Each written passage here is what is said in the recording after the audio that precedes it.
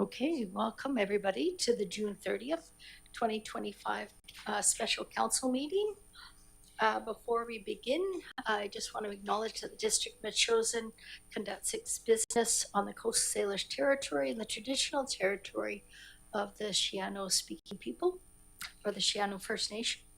The district of Chosen works increasingly to be mindful of its commitment to be more inclusive in its governance with our neighbors, the Sauk Nation and the Shiano Nation. And with that, Council, you have an agenda before you. We have a pink, which we'll add to 5C. With that, I'll take a motion to adopt as amended. It's good. As I mentioned, I have a notice of motion as well I'd like to add to the agenda. A notice of motion at, okay, we'll do that right before the adjournment. Okay, with that, I'll take a motion to adopt. Moved by Councillor Gray, seconded by Councillor Donaldson. All in favor? Those carried. Great. Public participation.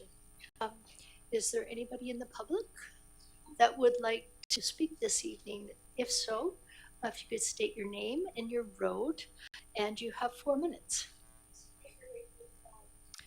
Yeah. Yes, please, and just pull the microphone up a bit. Okay. Ann Richmond, Arden Road.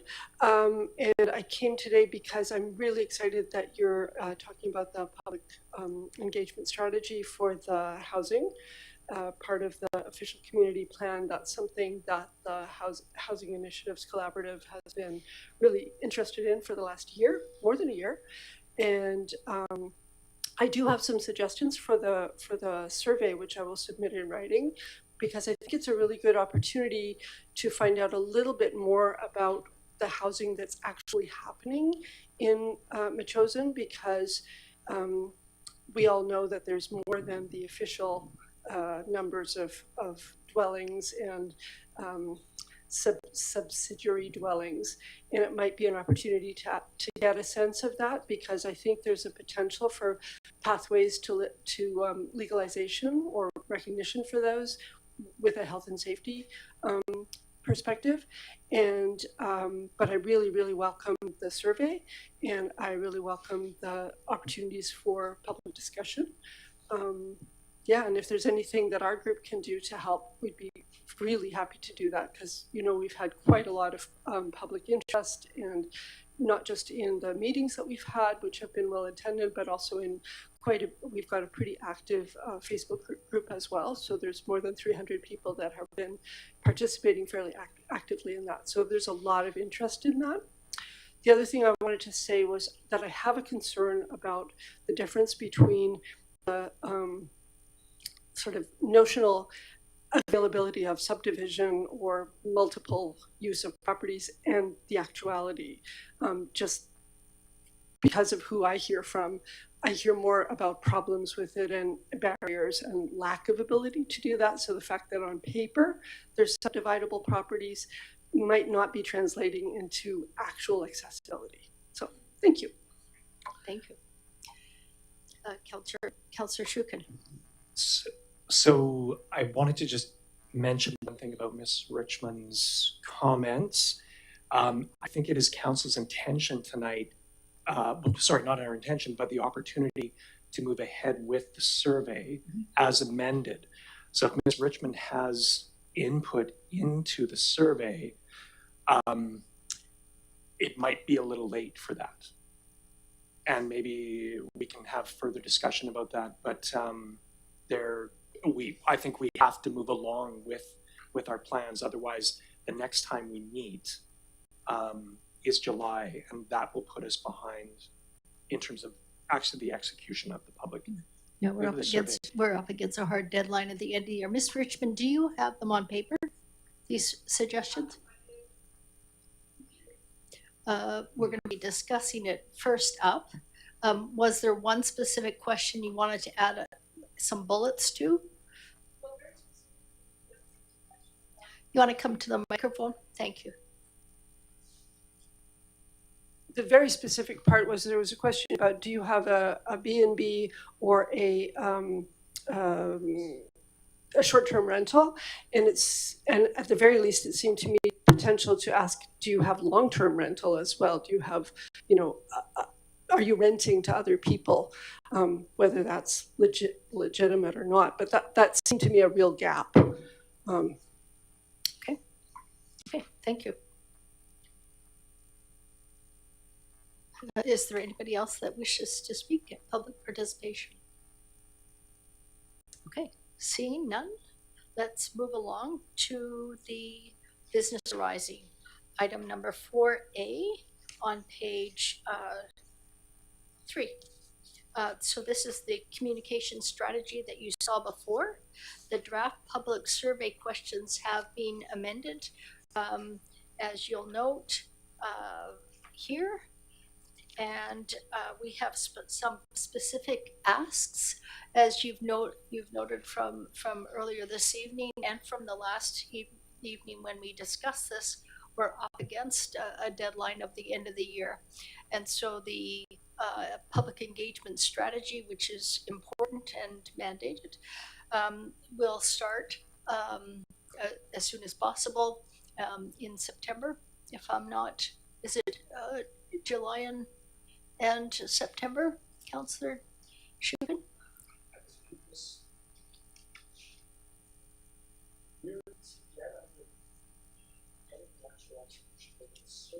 Yeah. July, okay. Yeah, that's right, July to September. Yeah. Okay, so comments. Go ahead, Councillor Shubin. I think the one outstanding issue for me was the nature of the survey, some of the specifics, and we pointed out and made some comments.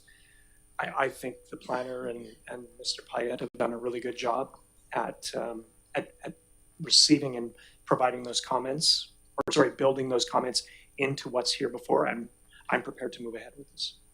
And we could add the long-term rental question to, question 13 is, do you operate a short-term rental or bed and breakfast? We could just truncate that. Do you offer a rental, and then the short-term rental, bed and breakfast, and long-term rental. How's that sound for exactly. Question number 13? Okay. Anything else, Councillor Shubin? No, is it the survey? No, okay, Councillor Gray. Yeah, just appreciation for the work that's been done.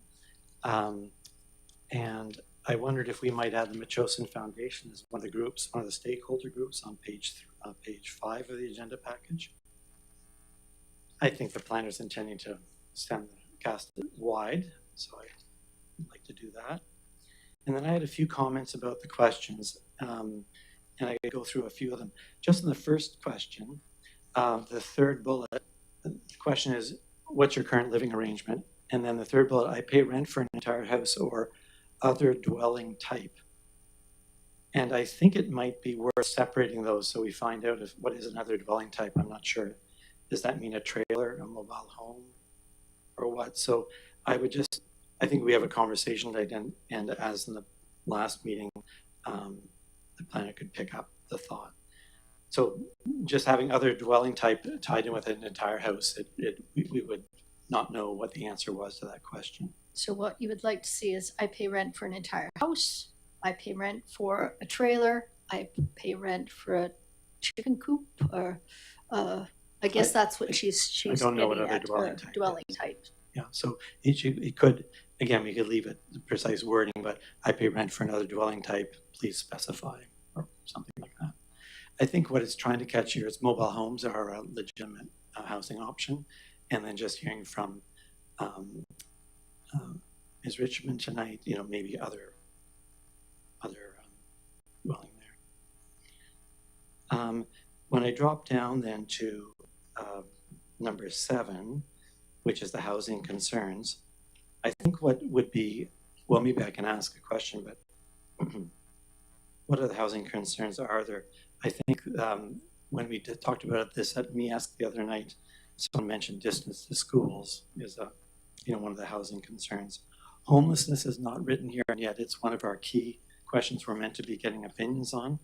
So I wondered if homelessness might be added. And then something that's missing here, whether we add it here in another place, is the aquifer. Are people concerned about aquifer? Substandard housing would be another topic. So just expanding that list a little bit to catch the things that we will need to write policy about according to the plan. On question number 8, there's a bit in the very end of that question, it says, if yes, please explain. If no, say no issues or no comment. No means different than no issues, and it's different than no comment. So my suggestion is we just strike that entire sentence, if yes, please explain. If no, say no issues or no comment, and just have the question and then put please explain. Allow people to explain either way. The next question, number 9, are there barriers to building? And I think we might add or renting a secondary suite. And there the distances, I think we should be talking square meters, not square feet, simply because we're in Canada. And then the second bullet on that, these are again just editing questions, but I think the 90 square meters, 968 square feet applies to attached secondary suites, so it might be worth inserting the word attached. This question is one that gets to, I think, what we heard tonight from Ms. Richmond is, well, what's in the way, or what's the trouble here? And I'd like to add here concerns re aquifer depletion. I think one of the reasons why people aren't putting a secondary suite in is that they're on a well and they think, I can't have another well right beside me. Be nice to know that, because if that's the reason, then enlarging suites doesn't change the problem. And aquifers is a big issue for people. Privacy would be another question, I think I might add. We've also heard the night sky. When I jump down to question 11, I think there's a problem with question 11. It reads to me like a push question. It's almost like we say 46% of people don't have housing response indicate a lack of housing. I would prefer question 11 say something like, do you have experience with the need for housing for farm workers, accommodation, something like that.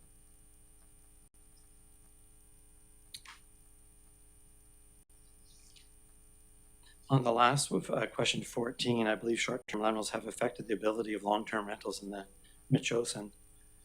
Would it be helpful to say, do you believe short-term rentals should be restricted, expanded, or not changed? Do we want to ask any qualitative information, or simply it's an issue? Those are a few comments I had. Oh, and then you'd mentioned, Mayor Little, the idea of getting people's postal code or some idea maybe of the neighborhood they live in, and I think that would be worthwhile. It's a different issue for people, say, in Tower Point area as compared to Le Bon Road, different kind of setup, and where will be issues where our houses are closer together versus far apart, so knowing neighborhood might be helpful. Those are a few ideas. I think the planner was asking the questions and getting answers to things that we can actually do something about. I'm not sure if we can do something about the aquifer, except for when we're doing subdivisions. Right, I might just jump in to say, it's asking a person, why are you not putting a secondary suite on your house? And we've heard a lot of people concerned about water. So it's not us doing something about it. It's finding out, is that the reason why are they not building these secondary suites? What's the reason? And one might be rights and obligations to landlords. Another might be, I don't want to put another well on my property. And knowing that difference would help us know, pick the best approach. So let's say everybody responded and said, it's the size of the suite. I don't care about the aquifer, it doesn't concern me, the cost don't bother me, I'm okay to be a landlord. Then we know, okay, let's go in and make those suites larger.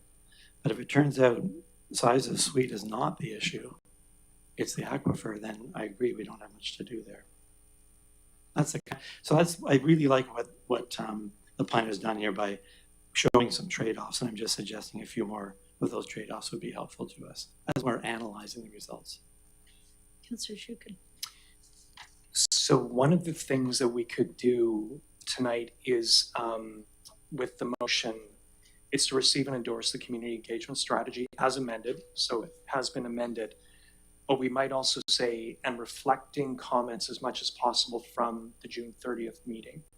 So we provided comments. There may be things that we can do whole hog, and there may be some things that might pose limitations in terms of getting the actual survey done and practical for use. Mm-hmm. So, and like at this table, we probably need to avoid editing, like micro editing this, especially at this stage too. So Mr. Payette's here and Ms. Barnes is taking notes, and And I'm agreeable to that. As after the other meeting, I sent some notes to the planner, and she's incorporated. It's just a question of it's a little bit of work on it. I'm okay if she can take a look at these ideas and see what works and what doesn't. Okay, and what about, did anybody else have any comments regarding the survey? Councillor Epper Donaldson? No? Okay, so what about the capacity analysis? Any comments about that? Because we're asked to receive the housing capacity analysis and confirm direction with the housing focus review. So does anybody have any comments? We did have a discussion, of course, the other night. Go ahead. I thought it was good work and well done. I think the question then becomes dealing with the 1, 2, 3, 4, 5, the 6 key areas that were identified, and that's what will come out of the engagement work. Okay. Well then, do you want to, Councillor Shukin, do you want to move the recommended endorsements? should I read the whole thing? What? Should I read the whole thing? Sure. Yeah, just for everybody Okay, in the room knows so- where we are. So Mayor Little, I'd move that council receive the housing capacity analysis, confirm direction to proceed with a housing focused review and update of the official community plan and land use bylaw, prioritizing the following policy areas for review, including the housing needs report integration, policy review respecting each class of housing needs required to be addressed from the housing needs report, policies affecting short-term rental in residential areas, temporary housing options for farmers, farm workers, and receive and endorse the community engagement strategy as amended. And here's the addition to the agenda, and reflecting comments as much as possible from the June 30th meeting, and to include council input for the housing focused official community plan and land use bylaw review and update. This is moved by Councillor Shukin, seconded by Councillor Donaldson. Other comments? Okay, with much appreciation from on the part of the CAO and the planner. And Ms. Hanson, all in favor? Opposed? Carried. Great. Okay, let's move along to the staff report, the annual report for council to consider the 2024 annual report. This is on page 11 of your agenda package. This is to CAO Payette from Tina Hansen. CAO Payette, did you want to comment on that? Thank you, through the chair. Love to comment on the annual report. Tina had done such an amazing job, and she's not here tonight, so I wanted to give her some appreciation and some justice. And she wrote out a few notes for me, of course, to reiterate. So I would be remiss if I didn't read a few of her notes. Thank you. And that staff are pleased to introduce the annual report for tonight. The draft report was introduced on June 16th, and it was available for council review, public inspection, and on the district website. There have been no written submissions received on the report from members of the public. Notice of the annual meeting was published June 18th and June 25th, it is now in order for council to receive input on the annual report from the public, and if there's any questions. That's that. Okay. Okay, Council, do you have any questions for CAO Payette? Go ahead, Councillor Donaldson. Thank you, Mary Little. I have no questions. I just wanted to comment on the great work that all of our staff and members of council and the committees and the citizens of this community, when I read the annual report, I'm always filled with more pride in learning about our community and all the wonderful things that go on. And it's collaborative. It involves everybody, not just a sector of people. And I think that's really what community is about. So I really appreciate the collaborative effort of putting this report together and how it has evolved over a number of years. Okay, thank you. Councillor Shukin. Echoing Councillor Donaldson's comments, I think it's a wonderful document and just a great summary of what we've done over the year, or sorry, in 2024. And again, just you can do this in good ways and bad ways, and the information can all be there, but it can be crammed in and tables unclear, and this is presented wonderfully. So again, kudos to Deputy Corporate Officer Hanson. So thank you. Councillor Epp, this is the 6th annual report that you've seen.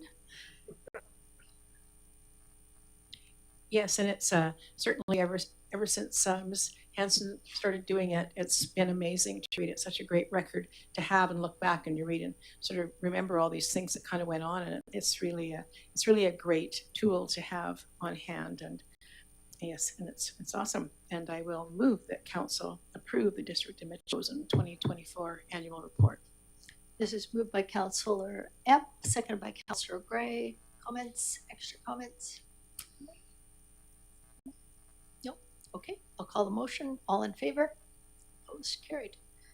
Thank you. And we have a staff report on permissive tax exemptions on page 107 of your council agenda. CFO Creek is not here this evening, but there's a written report with recommendation. Let's have a discussion about the permissive tax exemption policy. Or would you like to also comment, CAO Payette? I would like to. I could Excuse you. introduce. Sorry. Thank you through the chair. And Yep. CFO Creek is away tonight on a special occasion, so I will give him some justice as well. So there is a recommendation before council to adopt, but I believe there's still time. There's no hurry on this one, so don't feel too pressured. There's some excellent information to absorb. If you haven't had a chance to read through it completely, I can go through it very quickly and hit the highlights. For the general public, that the District of Metchosen has authority to grant permissive tax exemptions. Historically, the district has received such requests on a case-by-case basis. Over to the next page. In the discussion, to improve transparency and accountability, staff are recommending the adoption of new permissive tax policy and associated application form, all provided to you tonight. And the proposed policy establishes a framework for evaluating those applications. Applications would be evaluated based on community service, financial need, alignment with council objectives, and actual use of the property. And council may wish to consider establishing limits, and there are approaches provided to establishing limits on the total value or number of exemptions. And then there's the policy, and I just thought I'd go through it, policy, just to help everybody get their head around it, and maybe a quick summary for people listening. Bylaw background: a permissive tax exemption is a means for council to support organizations in the community that further council's objective to enhance the quality of life while delivering services economically to the citizens of Metchosin. The council may designate only a portion, well, in terms of scope, council may designate only a portion of the land improvements depending on circumstances, and there's a list of various circumstances. Council can impose conditions. For example, council could request registration of a covenant restricting use on the property as an example of a condition. Council may impose penalties. Council may impose funding caps.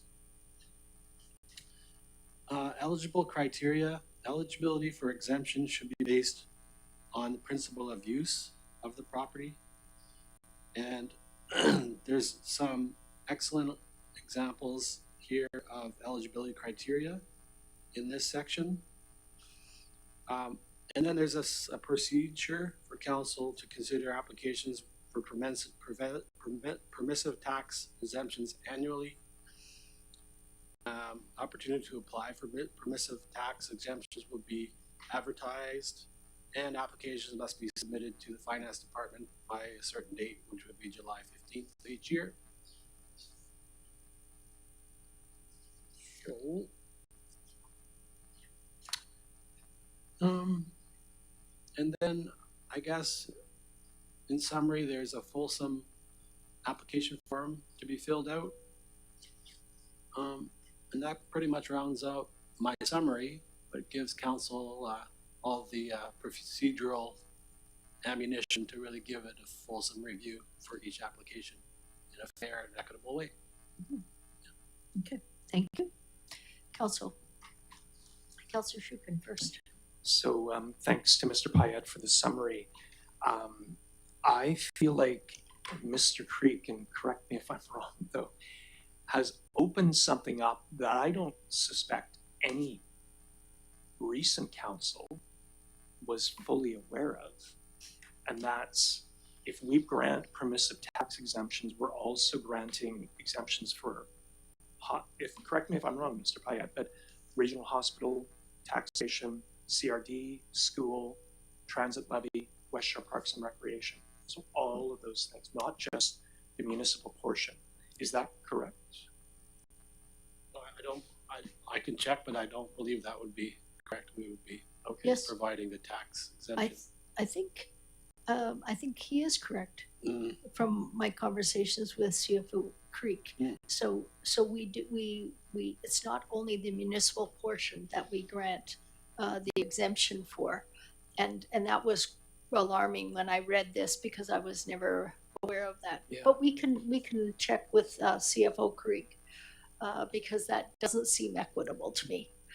Because for sure we could say on behalf of the citizens, the municipal portion, they could be exempt from.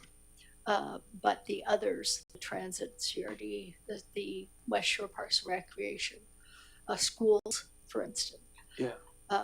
It seems like that the citizens of Metchosin may be paying extra for these or paying other people's portion for these others. That's a bit concerning to me.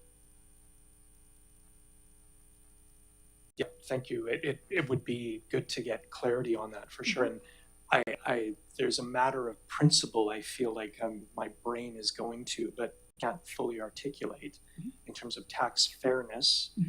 Particularly, I think it's fair for us to adjudicate on whether somebody pays the municipal portion. But is that the case with the CRD, hospital, school, transit, etc.? If that is the case, that's something we should be fully aware of. So, Well, we could bring this back to council as well when CFO Creek's going to be here and he can give us some examples, specific numbers. That would be helpful. Anything else? Councilor Gray. Yeah, I just had a question, and maybe this is for Mr. Creek, but perhaps through you to the CAO.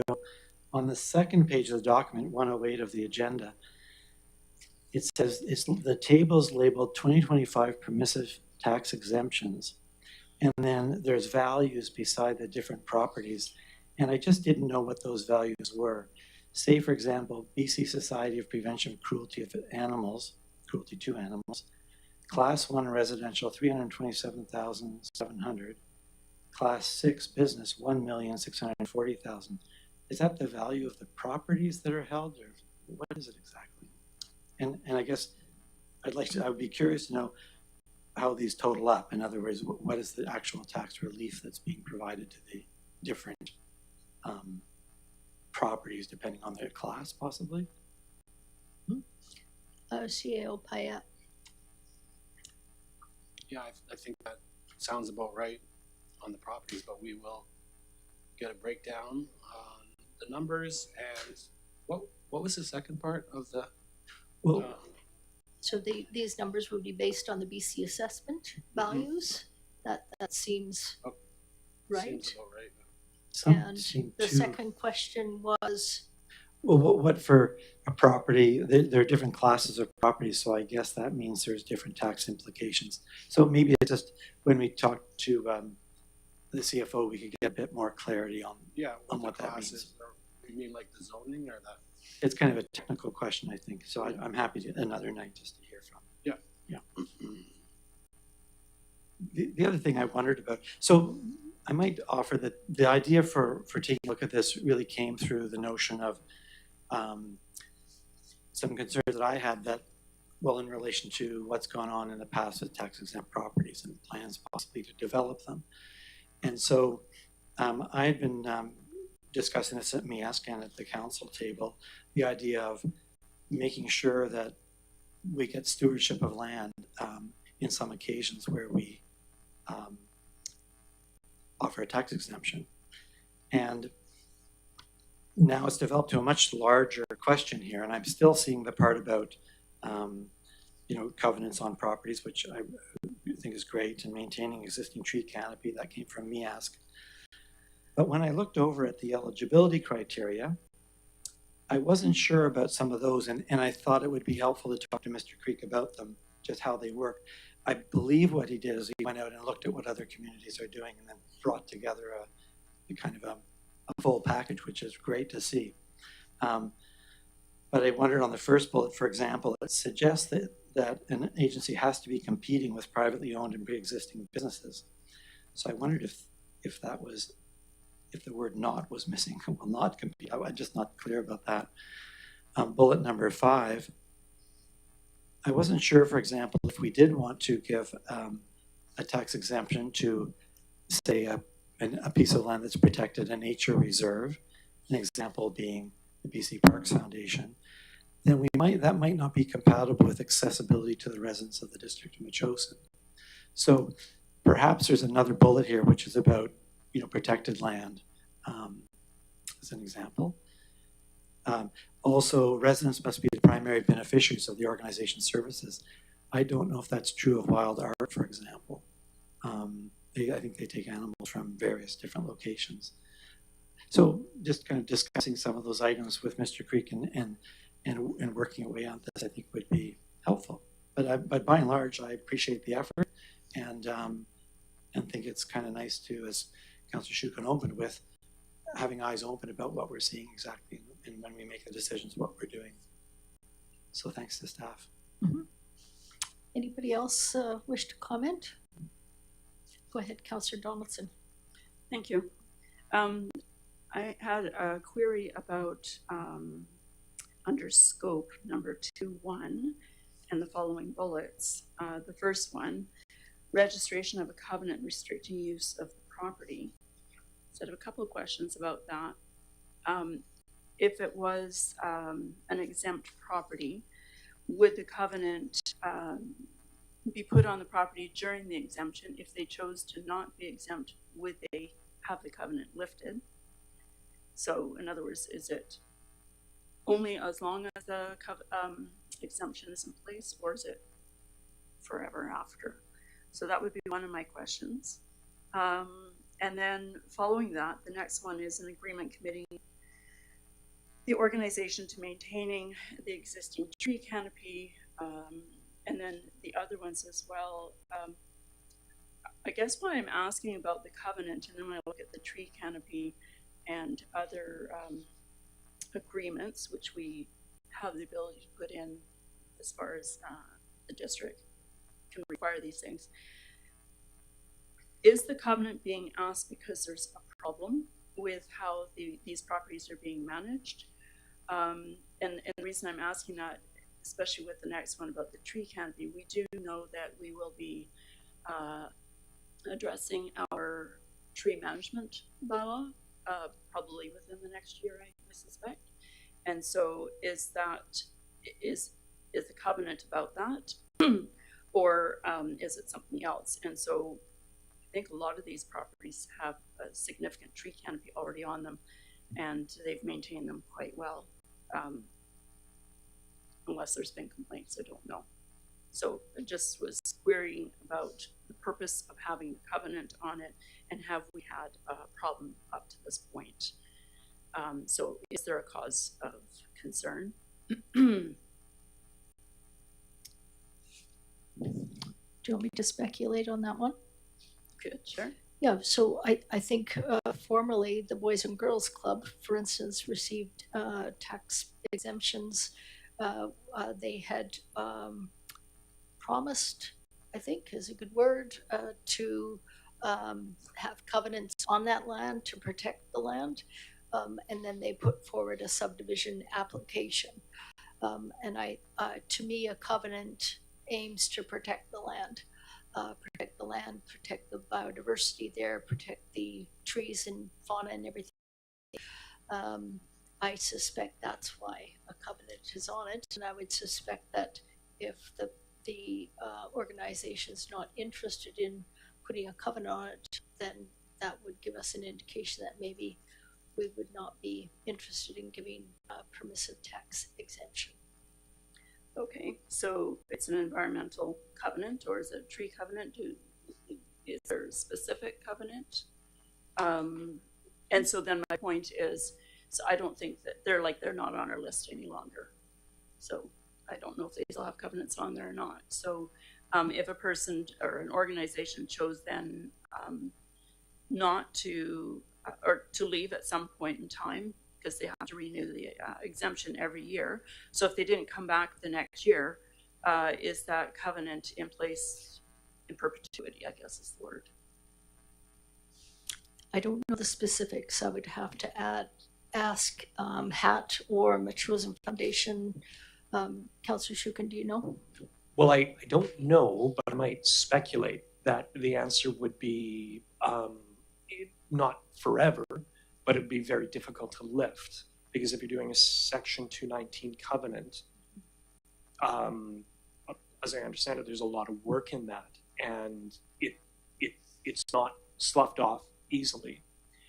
So one of the things that I guess if a group was questioned on that, and the council of the day said we think a covenant is appropriate, the question for them is it worth it to that group? And they might decide no, it's not worth it, and then the question for the council that's determined to have that covenant is pretty easy. You don't get the permissive tax exemption. So that's kind of, yeah. Because it's upwards to about $10,000 to do a covenant, right? Yeah. Now, I've heard stories where, there was a council that wanted certain things from an organization, and the organization said, no, that's going to cost us too much. We don't think it's appropriate for us, and we won't even apply for the tax exemption. So that's sort of one of the things that, it's a tool, I think, for council. So I guess what I'm also asking is so if you have an organization that offers all the services and everything that we're asking, they're good stewards of the land, you still want a covenant on it, they decide then they're going to go into forest management, and that probably would interfere with the covenant. What I'm thinking is maybe it would be too restrictive, especially if we're talking about trees here, because all of those properties, I think, have significant population of trees on them. It could go the other way, I guess. We could end up losing the tree canopy wouldn't matter if they had an exemption or not, because they could choose not to, and they could, if they go into forest management, they can log as is suited through the management process, which is out of our reach as a community or as a district. Yeah, I don't know. I can only speculate that they would have a change in ethos, and we also might have a change in the way we look at that organization as well. I don't know. It's hard to speculate on unknowns and uncertainties. Go ahead. And Mayor Little, you made a good point about an organization in the past, and I think one of the things that maybe this list helps us with is if there is an organization where there is a change over time that maybe you didn't bank on. Like again, this particular list is something council may impose, and then the list below is including but not limited to. So it's, again, some tools, some ideas, but yeah. Mm-hmm. But I think that was a great example you raised earlier about how the relationship begins but does change over time, or could change over time. And actually it could change again. They haven't sold their land, they haven't developed it, they're still preserving that particular land. So they may come back to us at some point and say, could we have a permissive tax exemption? And that would be something for us to consider. And actually, there have been trees removed from one of their parcels. So that's the question. It can be quite restrictive if we don't have enough faith in our land use bylaws and the other bylaws that we have with its, the tree management, that sort of thing. Then I'm just wondering, how restrictive are we going to get? All the ones that are on this list have, from my perspective, living here at least, have been very good stewards of the land. Obviously, you've cited the one that had a change. Not say they were not good stewards of land, but they chose some different avenues, which in the end didn't pan out quite the way they had expected. So the land is still preserved to some degree. Okay, so we can be permissive as we want. It's actually worth a lot of money. It's nothing to shake a stick at. It is a substantial amount of revenue that we are giving up. So in my mind, we can be as restrictive as we want in this. Yeah. Okay, go ahead. I just had another comment on the application form. And that was just that we want to presumably collect certain information, but to take care not to overburden people with information we might not use. So I just, as I was reading it, I could see it being a little bit slimmer. It might be difficult for the church, for example, to count all the volunteer hours that are put in. We might, that's the sort of thing, just thinking about participant numbers. They may not have counts of every service they hold or that sort of thing. So make it easy for people to fill in, but make sure we get the information that we or the staff absolutely need to make a good recommendation to us. Okay, so I would suggest that we table this until another meeting, and we'll have Mr. Creek here at the meeting who can answer some specific questions. Does that sound okay? Okay, so let's table that, and we'll move along to page 119. This is portion C, the staff report. Metropolitan Growing Society license of occupation at 4495 Happy Valley Road. Okay, through the chair. Thank you again. So this document is with the Metropolitan Growing Society, and Tina basically put together the document. I've been involved a little bit with the society, and they have lots of energy, and I applaud them for this initiative. And it's for the use of the portion of the lands that's in your pink there, just so everybody's clear. We've seen that before. be a 4-year term expiring June 2029. Society would be responsible for maintaining the licensed area. And the agreement includes provisions around invasive species, noxious weeds, and prohibited plants according to the Capital Region Invasive Species Program, CRISP. The district is required to provide a notice of the property disposition and notice of assistance in accordance with the community charter. So we will do that. Okay, that pretty much is my notes from Deputy Corporate Officer. And is there any questions? Any questions for CAO Payette on the license of occupation? Go ahead, Councillor Gray. Yeah, through the chair. I know this is a technicality, but I'm only curious. Do we do a property disposition for the MCA or the museum and the other people who rent our properties? Or did we just discover this and we're doing it? Maybe it lasts forever once it's done. I'm not unhappy to do it. I was just curious. Yeah, CAO Payette. It's a good question. I believe from what I gleaned, wasn't completely in the conversation, but we may have missed some notices, so we might have to do it in hindsight, but we are aware that Yeah, that's- all of them need to be noticed. So Yeah, from my might be some conversations catch-up with to do. Ms. Hanson, they have been missed. That was one of the things that had not been paid attention to was, according to the section 26 of the community charter, all of the groups, when the property or that portion would not be open to the public. Councillor Donaldson. Yeah, you're correct. I had a conversation with Ms. Hanson this morning in regards to this, and we explored the other groups as well. And because we are also, it's on the docket for us to review their terms of reference. And instead of doing them all individually and going into the paper individually, it's more cost effective to do it all at once. So she did identify that it would be all inclusive once we get to that point to do the disposition for all the groups. Quite right.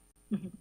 Yeah, and good on her for doing things the right way. That's what we asked her to do at the beginning of the term. So it does slow things down, but it is the proper way to do things, and that's what we're doing. Okay. Anything else? Any other comments? Councillor Gray. I had a couple then material comments to the document itself. The contract, that is 17.2E refers to the use of pesticides and herbicides. And my understanding this will be food or possibly flowers. My suggestion is we truncate that sentence. Right now it says, without limiting the foregoing, the licensee must not use or apply or allow any pesticide or herbicide within the lands. It carries on without the prior written approval of the municipality. And my suggestion is that we just be clear and say, without limiting the foregoing, the licensee must not use or apply or allow any pesticide or herbicide within the lands, period.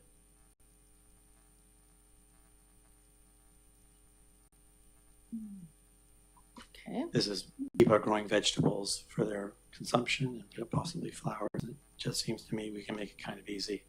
I don't think there's any reason people need to use it. I mean, it was a big commercial operation possibly, but this is small family plots, I imagine. Mm-hmm. Mm-hmm. I'd have to think about that one. Go ahead, Councillor Shukin. I'm not in favor of that. I'm not in favor of using pesticide or herbicide, and I suspect that the Garden Society is also, going to be on that wavelength as well. But I believe that there's an appropriate sort of check here in terms of any wanton use of herbicides. And the document overall seems quite rigorous to me. Mm-hmm. And I'm suspecting that the overall spirit of the piece is, the rigor that's applied here, I think, is going to result in a good outcome for the Garden Society and for that piece of property.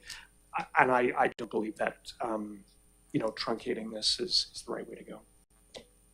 Okay. I'd be interested to hear from others in the council whether they think herbicides and pesticides in a food garden makes sense for us to be in the position of approving at any time. Yep, Councillor Donaldson?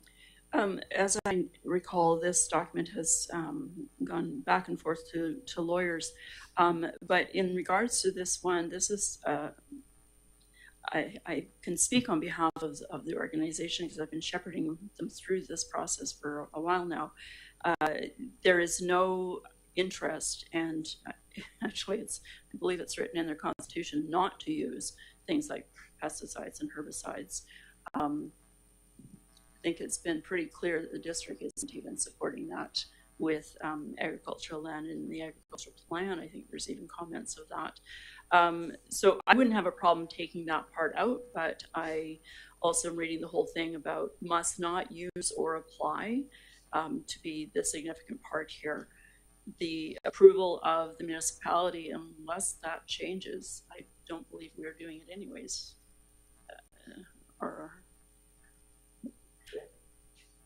A conversation I had with Misk a year ago was, no, we don't want this on there, and it got into a very in-depth conversation about how it would or wouldn't be helpful or not, and I learned a lot as I'm going through all of this.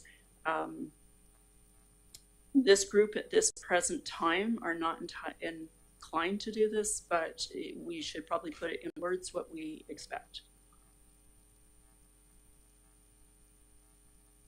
Okay, Councillor Epp, do you have any comments? I think it's fine as is. Yeah, I'm reluctant always to edit documents that have been approved by our lawyer. I'm a little bit hesitant to do that because I'm trying to think of the ramifications and the scenarios, and I'm more inclined to keep it as it is, especially hearing from Councillor Donaldson that they have no interest in a pesticide and herbicides at this time. Councillor Gray. So what this is doing, I mean, you can call it rigorous or whatever. So what you're rigorously doing is saying it's okay. We may well approve the use of herbicides and pesticides here. What I'm saying is, and the lawyers have said, yeah, that would allow them to do so. I'm saying I have no interest in that. I don't think we should be putting herbicides and pesticides on a vegetable garden. And I don't think it should happen under our council. And so I'm just saying, take it out. The people who are renting it are happy. The lawyers will be happy. We'll all be happy. The only reason you have it here is because you want to permit it to occur in some circumstances. And what I'm saying is I don't know of a circumstance. If there's a problem with the cabbage there that's got some aphids on it and you're worried about it, pull it out and put it in the compost. Don't spray it. And I can't imagine any reason why anybody would want to do that on district property. If it's on your own house, we don't have a choice in that. But I'm suggesting that we should be clear about this. And if the people who are signing the contract with us are clear about it, are okay with it, there's no reason to leave it in there. Okay. Any other comments? Councillor Shukin. The only comment I would have is I don't think this particular thing is worth holding up the agreement over. And again, particularly if the people who we are, going to be engaged, and I pointed to Councillor Donaldson because I know she's connected with them extensively. If their ethic is away from pesticide and herbicide, so I still don't think it's worth closing doors, and I don't know if any of us are fully abreast of what pesticide, especially herbicide, could mean, whether now or in the future. So, yeah. Okay. So I'll make a motion that we strike the words without the prior written approval of the municipality on clause 17.2E of the proposed contract. Okay. We have a motion. Do I have a seconder? Do I have a seconder? I would second it, and I have a further comment. Okay, that's second. So we have a motion on the table. Go ahead, Councillor Gray. Do you want to motivate more? Yeah, so I mean, people maybe understand pesticides typically are nerve poisons on the nervous system. Herbicides, we have lots to talk about there in terms of dangers. I just think that this is going on food, and we should take this position for the district. Councillor Donaldson. The other thing I wanted to say is, I agree with what Councillor Gray is saying. We're also being asked, or not we, but the society is being asked for further guidelines and procedures and stuff like that. That has to be put in all the documentation to not use that kind of stuff, like in their operating procedures, that sort of thing. So that is still yet to come as well. So it should be combined with it. I don't have a problem taking out those words. The essence of 17.2E still states to not allow or to apply or to use pesticide and herbicide. Okay, thank you. Anybody else? Councillor Shukin. You know, hearing Councillor Donaldson doesn't have any issues with this, and again, knowing the close contact she's had with the group, I'm fine to have it removed as well. I don't think it's going to be a big issue. I'd rather not close the door, but I'm totally fine to get it going. Okay. Okay, I'll call the question. All those in favor? All those opposed? Mayor Little opposed. Okay, great. Let's move on to the main motion. That we've got two options here on page 121. Councillor Gray. I just have two other questions in the document. On 18.1, there's mention of the CRISP priority invasive plants. The word priority is going to be removed shortly from the list, as I've reported into council. So we could strike the word priority. Simply put, it's the plants that according to the CRISP group, consider invasive, should not be planted in a garden. That would just make it clean. It doesn't, if people want to leave the word priority in, they may, but that word is going to soon not be part of the CRISP program. And the other point I had was, I noticed in 19.1, the municipality is going to pay to put in the water line and the water meter, and I wondered how much that will cost. I don't know. CAO Payette, do you have any idea of how much the water line and the cost of the water will be? There will be a cost recovery from the organization on a monthly basis for the cost of the water. I guess the question is how much will it be for the line?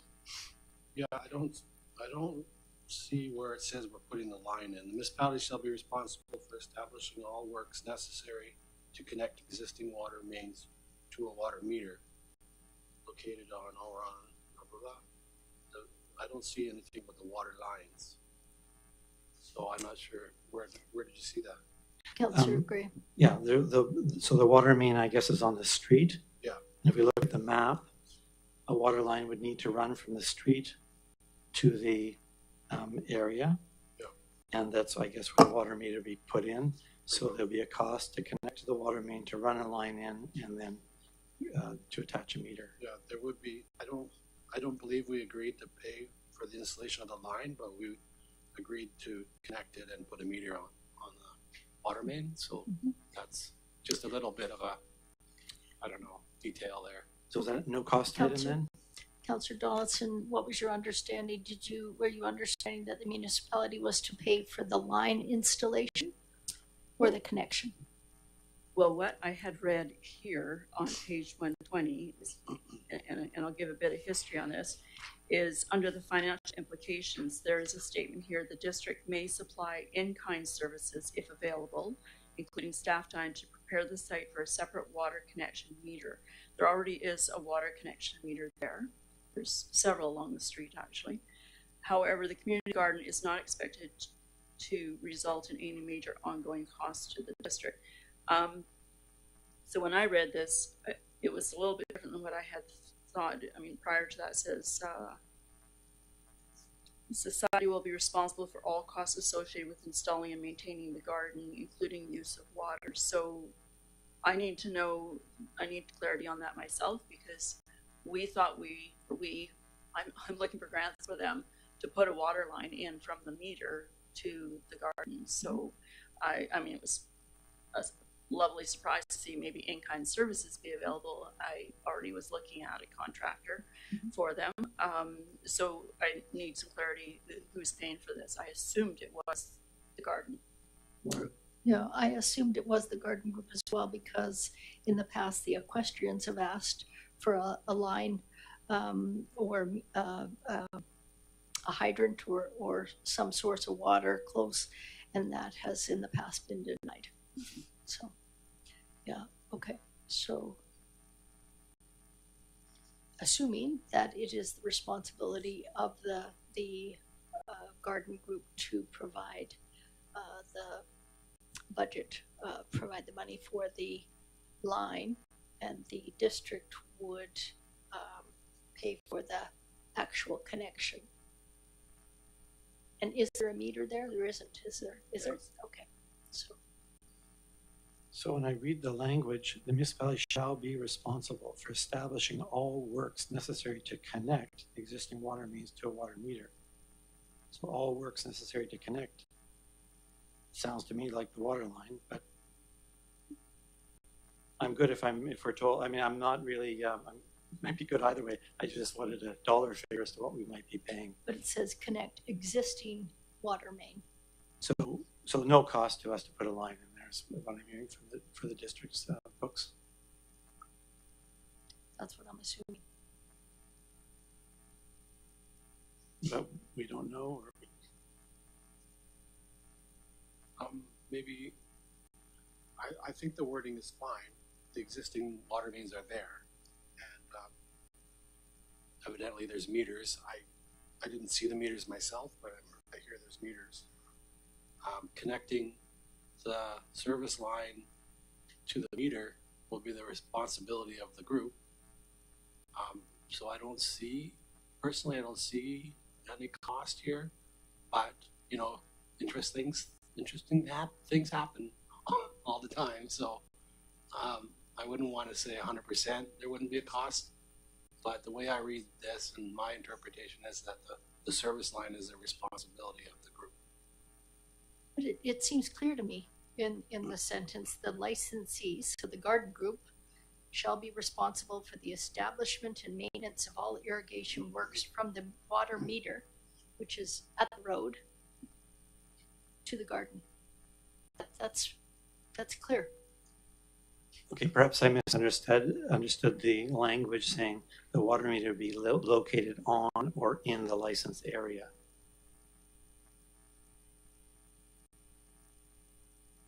Yeah, that might not be accurate. That's right. I think that there's meters. They're not in the garden right now. So the meter is probably near the church or near the school. So that we have to run a line from that area. Okay. Councillor Shukin. Question to Councillor Donaldson, and sorry if you answered this already. Is the society prepared to pay for the installation of the water line and all of the costs associated? They will if they're successful with the grant Yeah. fundraising. It'll be a significant cost. There is a brand new meter that has just been put in, just outside on the street, but near the picket fence of the museum. I'm grateful where it is right now because there's still gravel there, there's no pavers to lift, that sort of thing. And we would have to check with the district as to where to put the line. I'm assuming it can go right along the tennis court, be less obtrusive to anybody else, no driving over it down to the garden area. So as far as I understand it, is going to be a cost to the society. The meter is there, it's just a matter of hooking it up and then the billing starts. Great, thank you. Mayor Little, I wonder if we might, I'm supportive of the agreement, but I wonder if we might also do a sort of a second resolution that any costs associated with the installation of a water line borne by the district, any of those costs borne by the district, come back to council for approval. I mean, we could also do a resolution that we encourage the society to, find ways and means of installing and paying for the work themselves. Again, I'd hate to hold this up, but there is an unknown here. So one yeah. thing we could do is add a full stop, page 19.1, second sentence. The municipality shall be responsible for establishing all works necessary connecting existing water main to the water meter, full stop.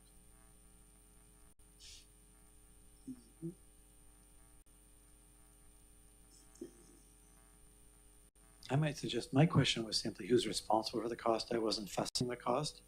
It might not cost hardly anything. I don't really know. It was just a question of cost. And I don't think we know. And we've heard from the CEO that it sounds like it's not a big cost or something that could be worked out with the group. I didn't mean to cause so much trouble, just to get clear who's doing what. Early on, we decided not to support the group with financial support, which I think I was in favor of, and this may be just the cost of getting it set up. Okay.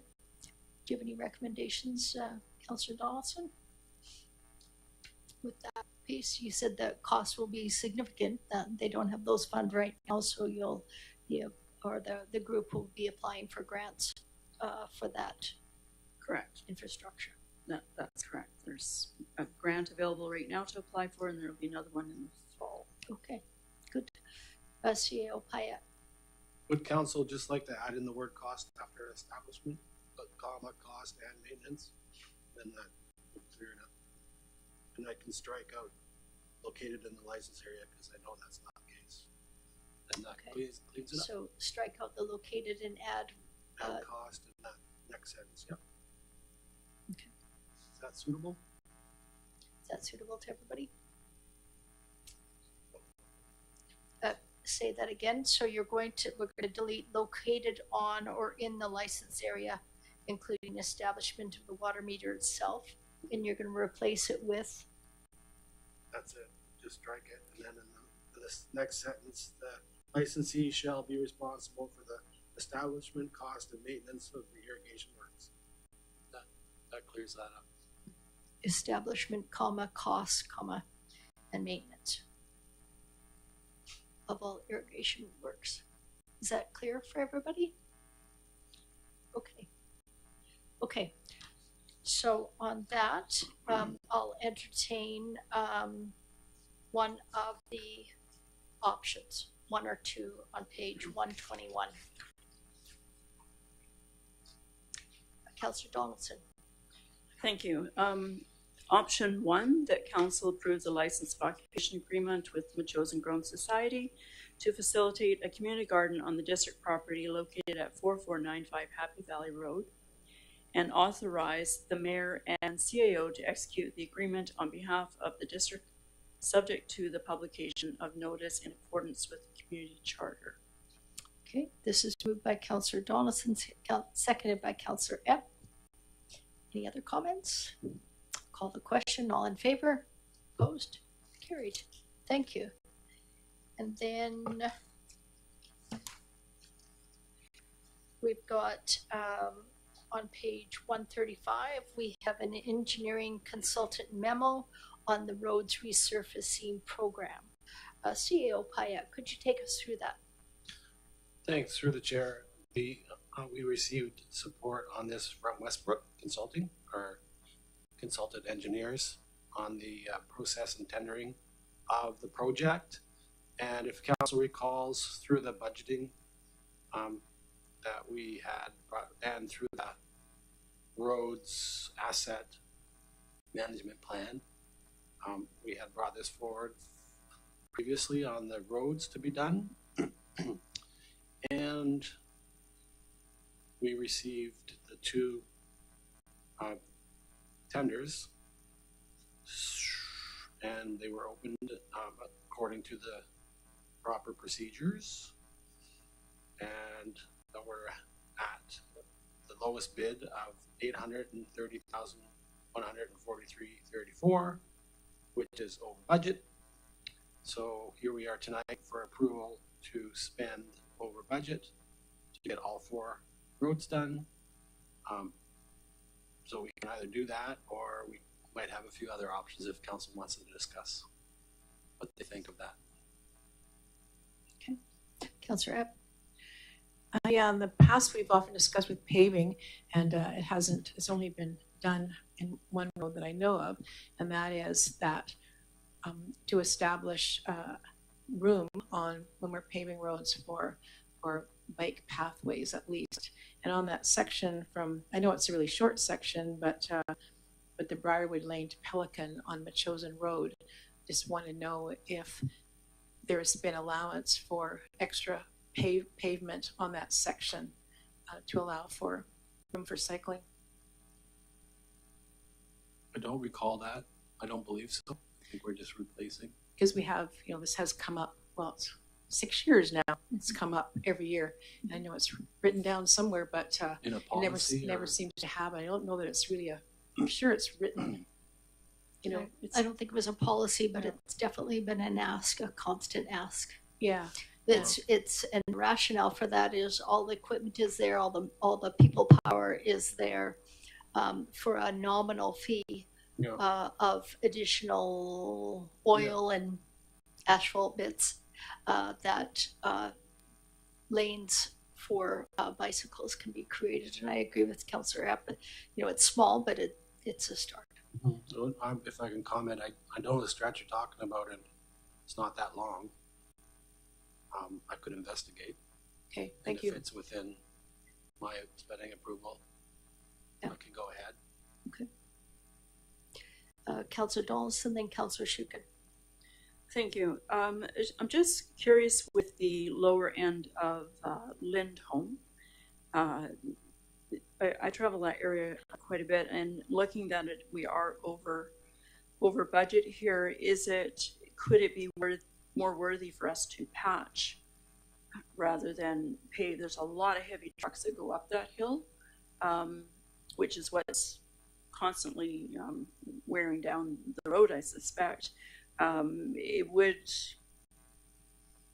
give us a few more years maybe so we can actually fit it into the budget better. I'm just thinking that if we want to not go so over budget on this, so we're looking at 40,000 over, it's not a lot, but if we're going to then add more asphalt to provide a little bit of a path lane type thing for bicycles, at the other end of the community, it might be a balance to consider financially, to not go more over budget than we need to. So what you're saying is some of the road between Happy Valley and Leafield may not need repaving, could be patched. I suspect they looked at it in the spring, but I don't know. CAO Payette, did they look at the option of patching versus complete resurfacing? Yeah, that was part of the whole process. To get into another discussion about the process of patching and then the resurfacing is a long discussion. These are all resurfacing. So that means patching has been done to the point where resurfacing is actually the recommendation.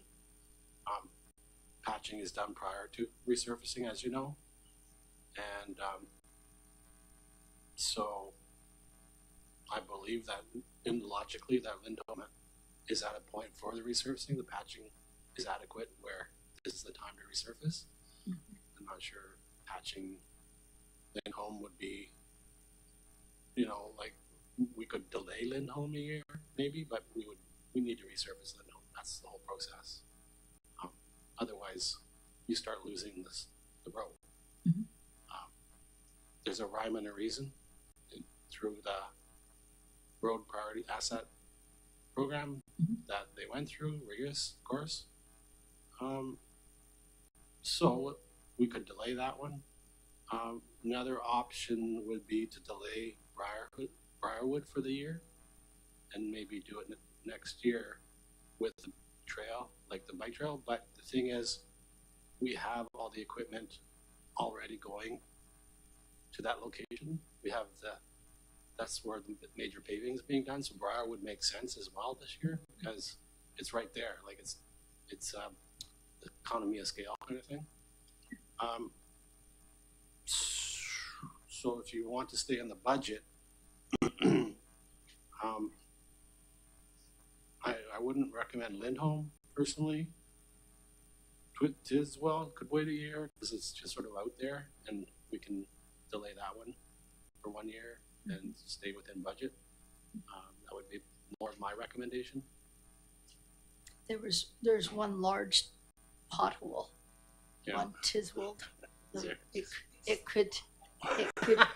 could sink all of this council.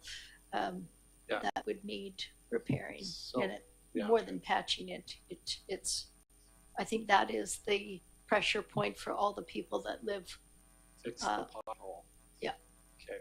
Yeah. And then that's It's huge, yeah. okay.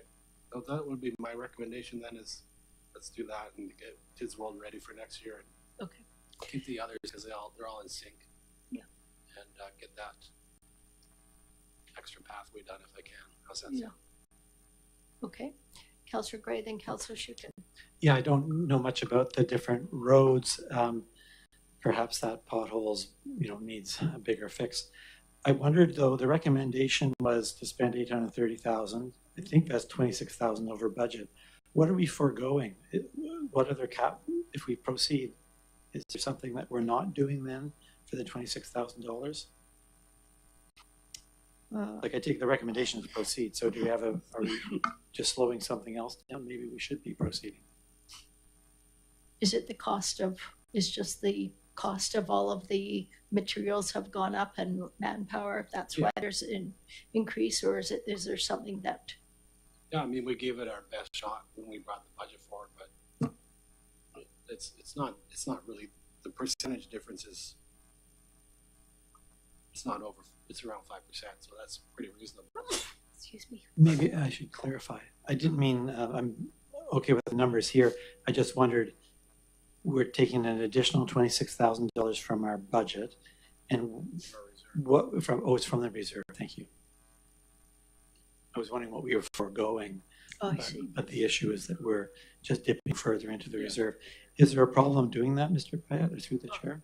No, not really. We just have our 5-year plan, and we're trying to stick to it. We're trying to be prudent.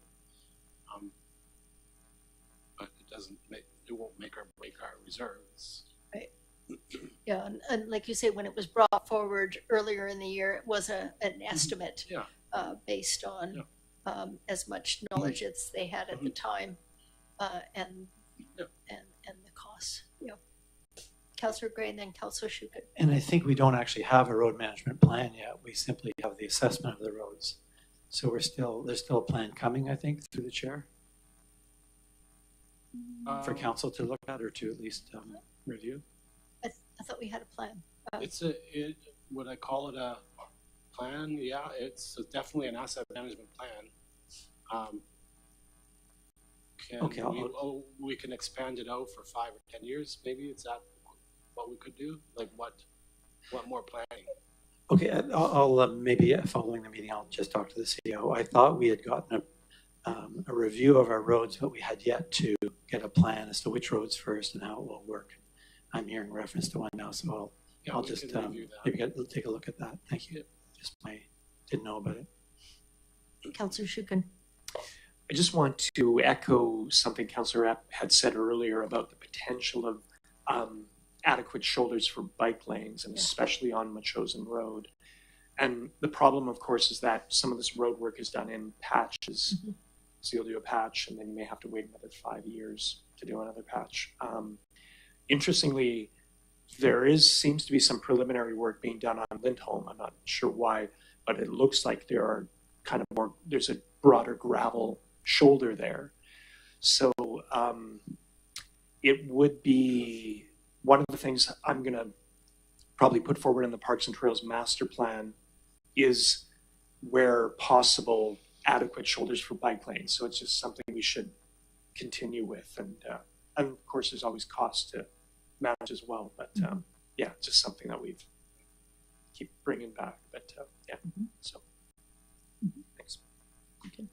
Councillor Gray. And we did have it before us under the active transportation plan to talk about that and get a plan for Metchosin Road, and we chose not to do that. Yeah, Councillor Epp. We just opted to not make it the first priority. It's certainly not off the table as far as the years go. The next time, the next project, maybe that one would be the choice of whatever council is deciding to go ahead. But it's not off the table. I think it's good that if we're doing any paving on any of Metchosin Road, to do it in pieces as well before we get, unless we get a huge infrastructure grant where we could do that. And that is a possibility as well. But I think Councillor Epp's recommendation and her sentiments are valid. So, yeah, Councillor Schuster. And I think the potential of wider shoulders in Metchosin Road is really a neat idea, especially having driven there and scooting around cyclists on inadequate shoulders. But the one thing I encourage us to do, if possible, is to connect with the CRD and see if there's a possibility of some sort of cost sharing there. Might be wild-eyed fantasy in my own mind, but I think there's a broader public good that would come with widening Metchosin Road. So, yeah. Okay. And not necessarily to the benefit of Metchosin residents, I would say. So I think there's a broader regional good there, but something to think about as we go. So, Councillor Donaldson, you have a comment? I just have through the chair, a question for Councillor Schuken. Are you referencing, when you say CRD, is that CRD Waterworks for trails, or just CRD as a capital regional when planning roads throughout the region? I am not exactly sure who I'm referencing, but yeah, but more to the point that I think, when I look at the number of cyclists that we have in Metchosin, I get the distinct sense not all of them live in Metchosin. Like, we're a great destination, we have great hills, we're a great workout, but I think a lot of those cyclists do not live here specifically. So I would have thought that the CRD would be most interested in making improvements on the Galloping Goose Trail because they have made commitments to be a regional trail. And so we may get some pushback that it would benefit only Colwood and Metchosin residents, but it'd be worth a try. Councillor Gray. And I think it was all part of the option we chose not to pursue. The Metchosin Road there is part of the regional system in terms of the CRD's view of where we'd put bike trails next and that. So I think you're right, talking to the CRD makes good sense. Okay, so let's put forward, go ahead. I don't think anyone noticed, but I just put out a great t-shirt slogan, Metchosin, a great workout. Okay. With that, could I have a motion to the lower bidder, Capital City Paving Limited, with the exclusion of Tiswell Road? Moved by Councillor Schuken, seconded by Councillor Donaldson. Any other comments? All in favor? Opposed? That's unanimous. Thank you. And could I have a motion to adjourn? Just before we do, Sorry. I just had a notice of motion to put forward. Okay. We have got already. Don't motivate on it. No. Just give the notice of motion for next. A motion that council request a Class D budget estimate to replace the fire hall admin quarters building with an on-site 2-story structure. Okay, and you'll give that to the deputy corporate officer? Correct. Okay. So I don't know if you could hear that very well. There was an interruption in the speaker just then. That council request a Class D budget estimate to replace the fire hall admin quarters building with an on-site 2-story structure. Okay, that's a motion with notice that will be considered at the mid-July meeting. And a motion to adjourn. Moved by Councillor Schuken, seconded by Councillor Donaldson. Yes? Oh, all in favor? Opposed? Carried. Great. Thank you, everybody. Have a great Canada Day.